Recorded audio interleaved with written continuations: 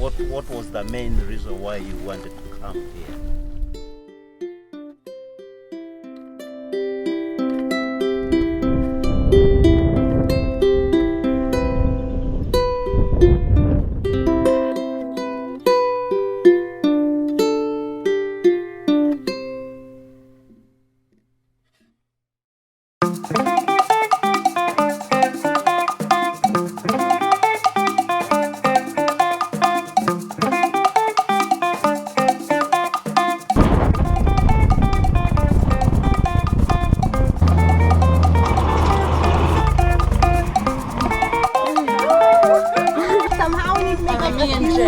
Photo album.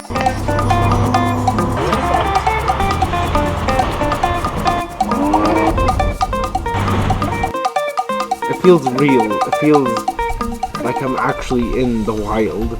But then I think to myself, well, what is the wild anymore? I think this is it. Honestly, like being here and like animals are literally everywhere. You can't escape it. It's incredible to be camping in these places and to be so close to wildlife. I don't know if any of us expected to be so close to the like hyenas around our camp or the baboons stealing our cookies. A ginger snap. Drop the ginger snap. Ginger snap. Got too many ginger snaps.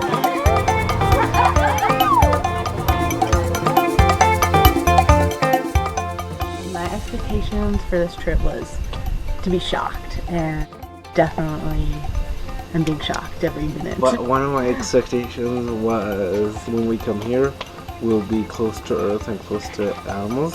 It was met. We come back and like 20 feet high giraffe is just walking like, okay, what's up? You know, here we go. This is all completely brand spanking new to me. So it's like just like being in another country, seeing how different people live. It's so completely different, obviously, than what I'm used to in America. And then, you know, coming here and being like 20 feet away from a giraffe, like in our camp. That's crazy. So yeah, shocked every minute.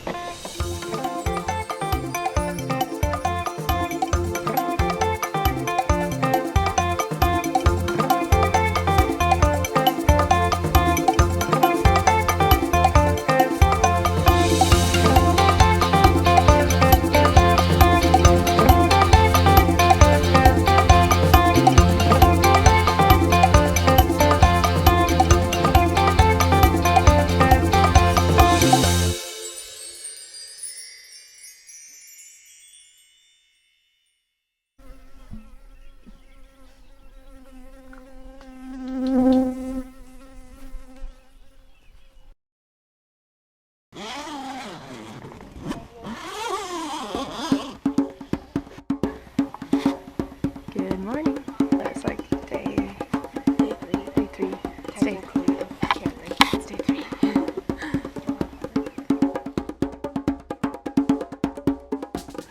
Oh, it's so cool. Whoa. So cool. It's like a little jet. It's so cool. Oh, that's cool, right? Oh, dang it. I always forget to take these. Whoa.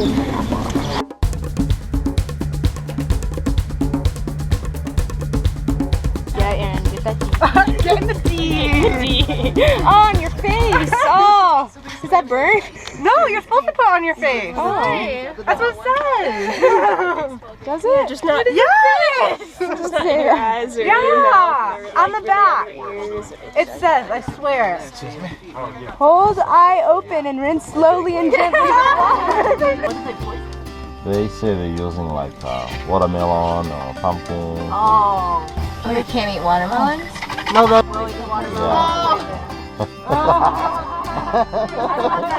I did too. I was like, oh, I didn't kill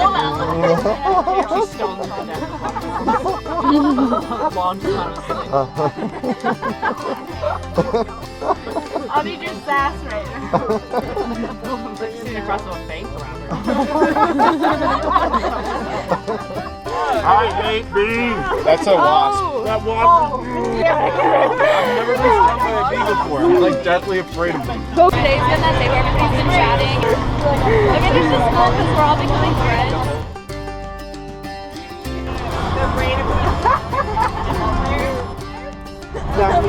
What you want to me, baby? I can make it feel. We're headed into the Gorgo crater. One of the things that was interesting was in my paper I wrote about how like females make decisions in which way they should move. So it's kind of like they can be altruistic kind of. So like they'll lie in a circle and point in the direction they want to go until like they all come to a decision in which way to move. We got up close and personal with some hippos. And we saw a gazelle chasing an ostrich. He's like, what was that?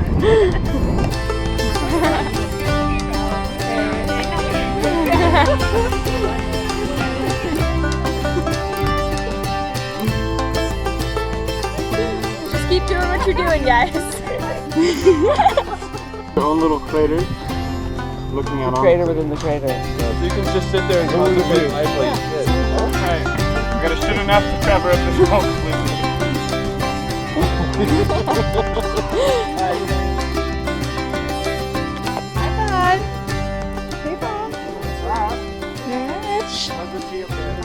How's the tree up here, Kelly? It's wonderful up here. Yeah, you have to sing when you're in the bathroom so we know. Quite make. New No rule. voice on. Okay, the question that we want to put out there is about conservation and what the point of conservation is. Like, do you think that conservation is only there because of people? Is it a self-interested matter, or is the purpose of conservation to conserve wildlife despite human existence? For people, they say if no people, there is no conservation. Well, there's no need. No need. Why? The only reason we're conserving is because we screwed it up. I think the relationship between humans and nature is very dysfunctional. On one side, conservation is serving the human purpose, like safari and ecotourism. But then on the other side, it's also it's being used to like actually preserve the wildlife. 200 years ago, there was probably many more elephants than there are today. There's so many elephants here. I think that this actually kind of gets back to what we were talking about yesterday in terms of like the cheaters or the selfish. Just because anytime I think of conservation, the first thing I think of is the tragedy of the commons. How do we figure out how to balance, you know, like the agriculture and this, like the need to not overuse? Like, would we be grateful on our deathbed that, like, you know what, all the humans are dying, but at least there's going to be this beautiful earth that lives. Like, would we care about it outside of ourselves? Yeah. There you go, Sarah.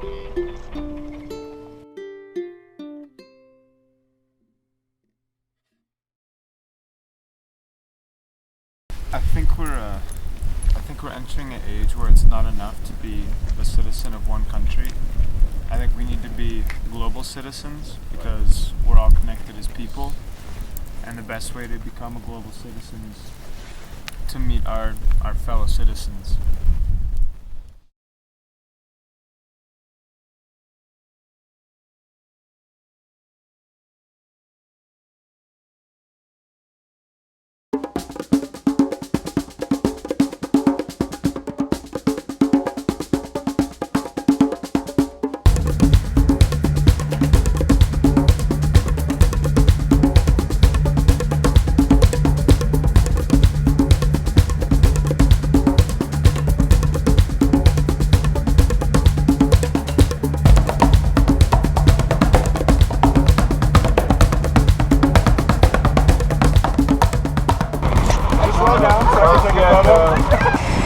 I got one. How do their manes stay short? Park rangers come through and they trim them.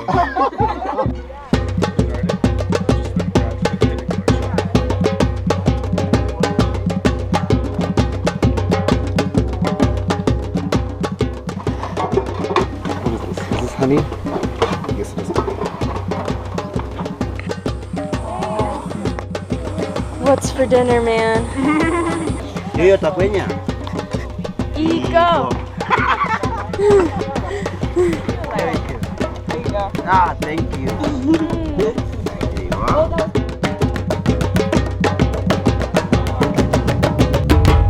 I feel like I've been telling a lot of people this, like I couldn't imagine like a more different group of people together, but it's just been so much fun. I couldn't imagine like even like if one person was out of it, I just feel like the dynamic would have been off.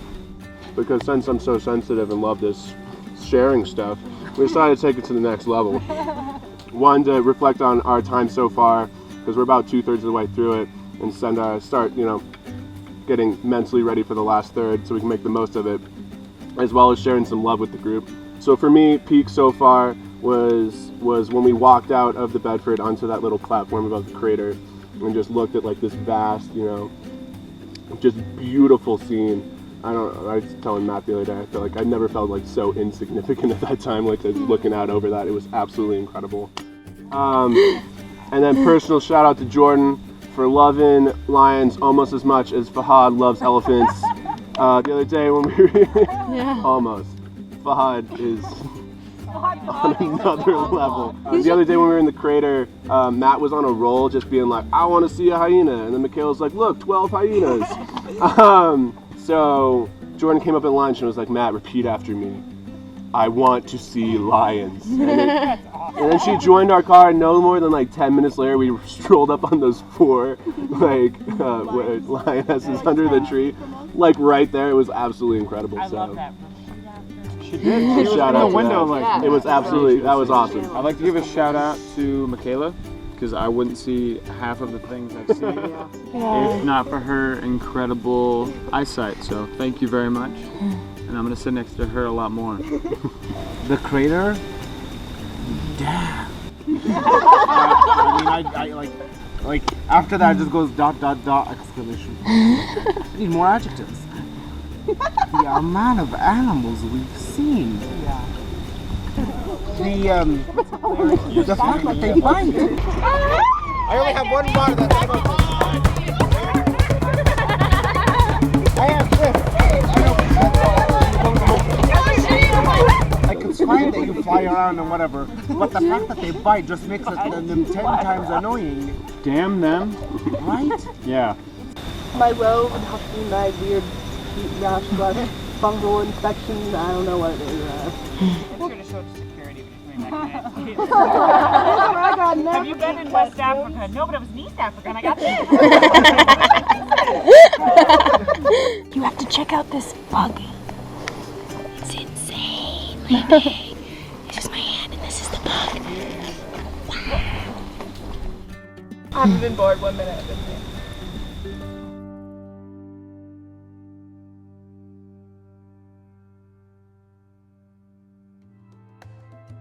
So as I was sitting around the campfire tonight on our last night, I realized that with the wind blowing through my hair and on my skin, that I have only been in a building maybe twice in the past 10 days. Pretty much all of what we've been doing has been outside, and there's just something different about learning in that environment. That all got me started thinking about what learning in the classroom is like. For example, I'm taking an intercultural communication class right now, but it's different. Actually just being thrown into another culture and trying to figure it out. At the market yesterday, I'm like walking through the market and I'm looking all of these people in the eye and I'm smiling, thinking that that is a polite way to respond. And then at the campfire last night, we were talking about how that's rude, and part of me was like, I should have known and I should have realized that I was breaking a cultural norm. But I mean, I think part of experiential learning happens when you mess up and you don't know what happens, especially with culture. I've obviously learned from those moments. So yesterday I was like, oh man, I messed up so much. But then today we went to a market of where Maasai women were empowered to make like these bracelets or this necklace. That was a totally different experience, trying to interact with them, because as we drove up, they're all singing and dancing. A couple people started crying. I almost started crying. I think for me, learning a language is all about that interaction, and I can't learn Swahili without speaking Swahili with someone, and I can't learn a Maasai language without actually interacting with Maasai people. It was just so beautiful. to be there dancing with people and using my body. Like I'm dancing and I'm trying to like get my shoulders to do what they were doing, and I mean, like, I was just smiling the entire day, like listening to the tone of their words. So my senses were really engaged today. Like I just thought about, on a biology lens, like listening to the wind through the acacia trees. This isn't a whistling acacia, but there's a whistling acacia tree, and I mean, you can't hear the things that you hear here unless you're here doing it.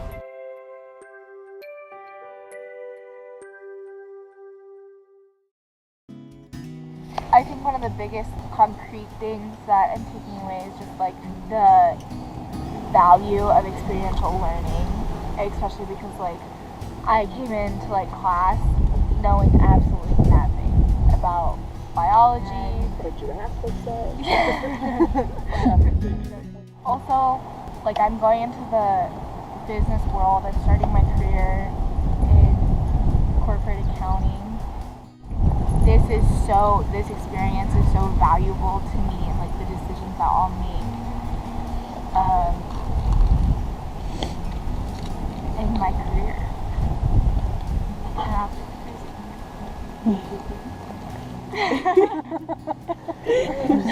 What do you mean? Yeah, like are you gonna like do different math? What the my job is not that. I'll be in a client service position for multinational corporations. Like the company I work for is a multinational, and you know, there's a lot of outsourcing that's involved in that, and so this has just given me a different like ethical positionality. There you go. Nice. Yes! An accountant that cries. My favorite. Like, that's a rare thing. We took a walk this morning, and I think it was one of my favorite moments that we've had here in Tanzania. I mean, it's like flat, all the grass has been grazed by the insane amount of grazers here. Everything is a grazer, and it just hit me that this question that I had of like, why experiential learning? Like, why is it valuable at all? Why spend the time and the money and effort to come to Tanzania to learn? Why do that? It takes you to a whole new level and in a completely new realm of learning by physically being in an area that you're learning about, because you're taking in the smells.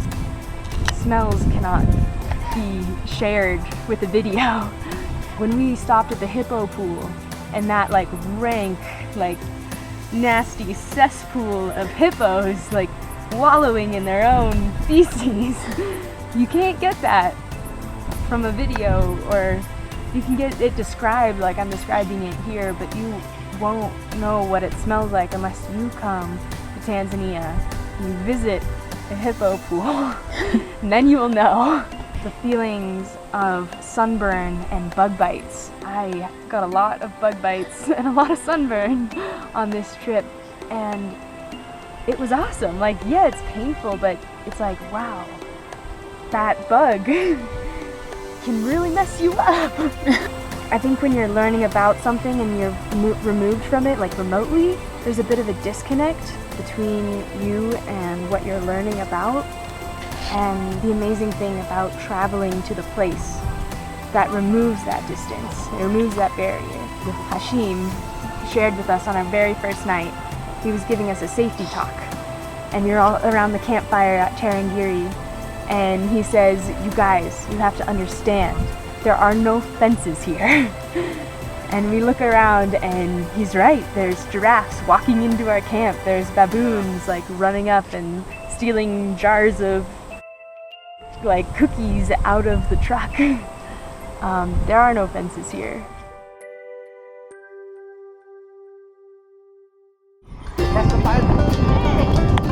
Shit, look, it's whoopty dingly doo.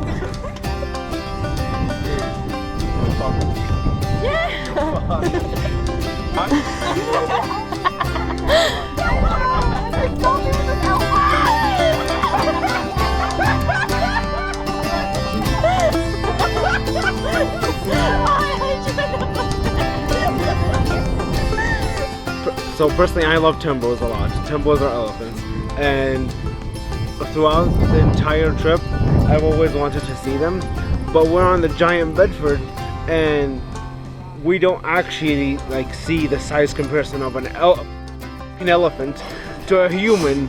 And so, at every chance, I'm always looking at them, and I was using my eyes, and I'm like trying to comprehend what's happening. But only when I like step out of the Bedford to go pee, do I finally like see and I can hear their noise, like the noises they make. I can even feel their movement on the earth. And I mean, it's amazing.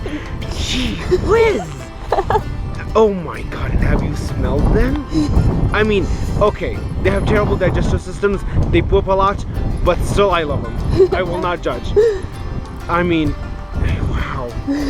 I like I know a lot about elephants. I wrote a 5-page paper about them, but like only when I came here and like started asking questions like, why was that tree done? And like, why is that water hole there? What is happening with this animal? And everyone's like, oh, that's and then elephants, and I'm like, oh, okay, so elephants are pretty much related to everything. They're like, yeah, yes. And I'm like, wow, I love you more.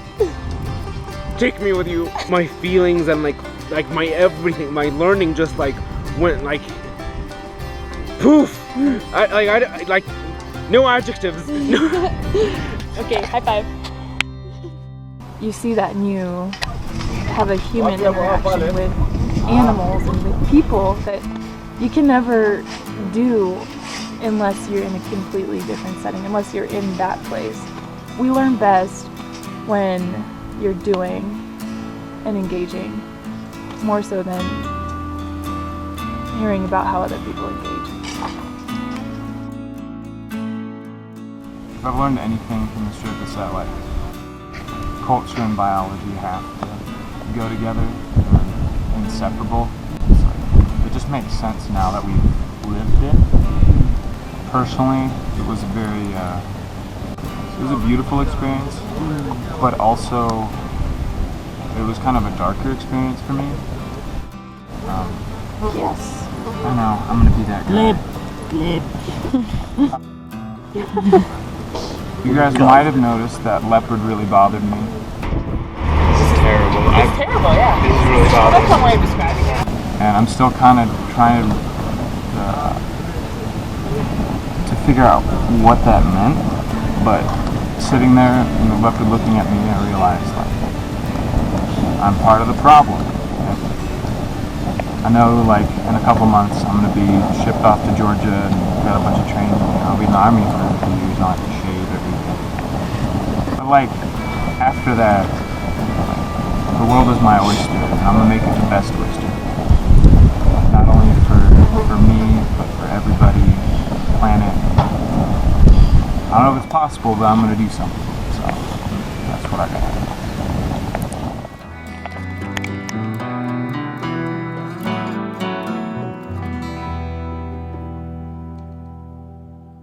I think that's what experiential learning really boils down to, and it's incredible. I want to encourage everybody to like jump on board and get into it because it's life-changing and really cool.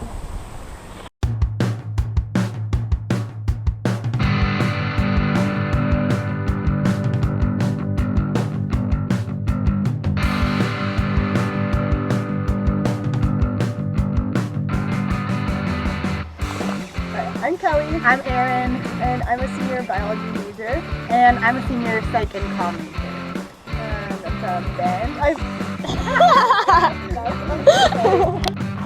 Good morning. Oh my god. Oh, wow. Hey. Jumbo. Mumbo. What? Jumbo Mumbo.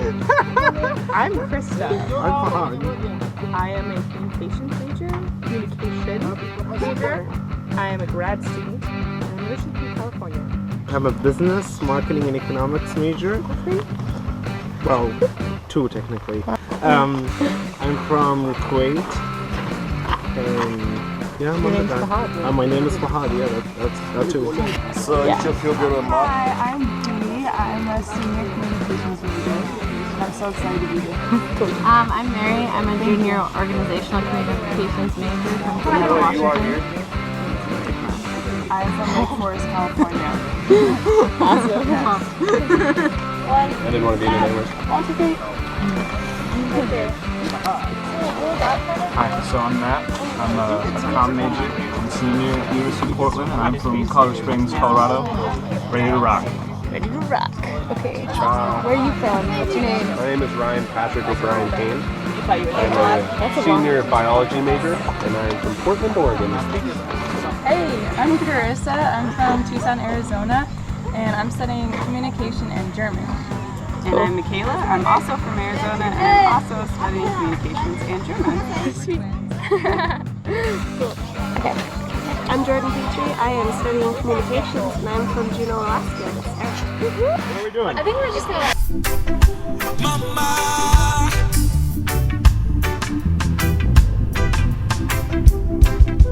Oh, Africa, and still I call you mama. May you never be moved, controlled by no young kid.